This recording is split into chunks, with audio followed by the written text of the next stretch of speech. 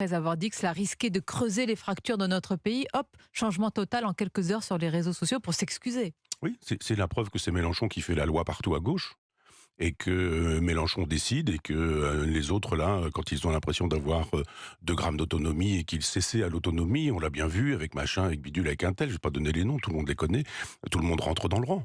Et c'est exactement la même chose avec le socialisme hollandais, je sais pas comment on dit, mais enfin, il ne manquait que François Hollande. Là, on sent bien que François Hollande, il fait travailler les copains pour revenir. C'est le fantasme du général de Gaulle en 46, quoi.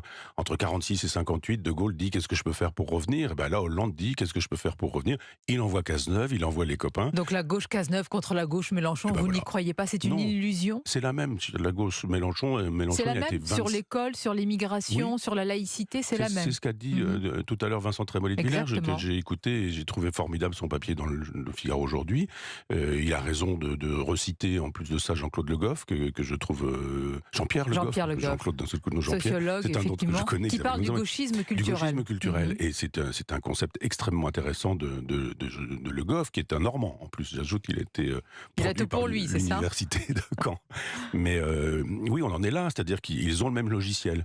Le logiciel d'une gauche qui serait vraiment alternative, ce serait vraiment un logiciel proudhonien, en disant mais laissez faire les gens là où ils sont, dans les villages, dans les campagnes, dans les provinces, redonner de l'initiative aux gens, arrêter avec la bureaucratie, arrêter avec cette fiscalité qui est parfois confiscatoire, oui aux impôts, mais quid de la répartition? Et puis tous ces gens qui nous disent que la préférence internationale c'est très bien, je dis mais la préférence internationale c'est quoi si ça se fait au détriment des nationaux, je dirais. Donc il faut retrouver le sens de la nation, c'est à gauche, c'est la gauche qui invente la nation, il faut retrouver le sens du Donc peuple. vous ne la voyez pas Non, encore incarner cette sûrement gauche-là. pas chez ces gens-là, non. Non. Et pourtant, quand on voit ce qui s'est passé en Espagne, il y aurait des leçons à retenir pour la France. Podemos a payé au prix fort justement dans les urnes cette obsession sur les sujets sociétaux, mais pas de leçons retenues pour la gauche en France. Comment vous l'expliquez? Ils manquent tous d'idées, c'est-à-dire ils manquent tous de plan B. C'est-à-dire qu'on pourrait faire la même chose avec Syriza en Grèce, avec Podemos en Espagne, avec Beppe Grillo par exemple en Italie, avec Meloni même qui arrive au pouvoir et une fois qu'ils sont au pouvoir, ils n'ont pas de plan B. C'est-à-dire qu'il y a un moment donné, on sait bien que si on arrive au pouvoir et qu'on est critique à l'endroit de l'Europe, l'Europe va spéculer contre le pays. Et l'Europe veut la destruction des nations. Si une nation on dit non, non, non, on a recouvré notre pouvoir et on veut donner le pouvoir au peuple, l'Europe dit vous allez revenir sur votre position. Et donc, on fait quoi quand on s'entend dire qu'on n'a plus d'argent, puisque tout a été donné par là-bas et que c'est par là que ça se passe?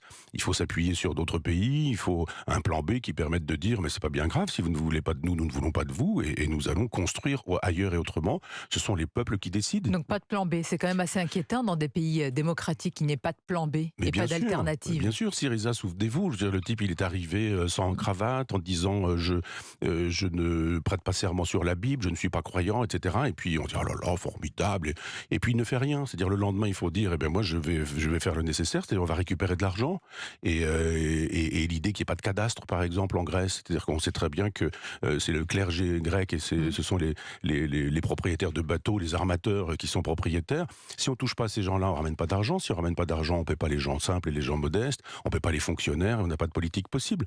Donc évidemment, il refait un référendum pour demander si c'est vraiment lui qu'on veut. Les gens lui disent mais oui, on a voté pour vous. Et là encore, le peuple est trompé, il est trahi.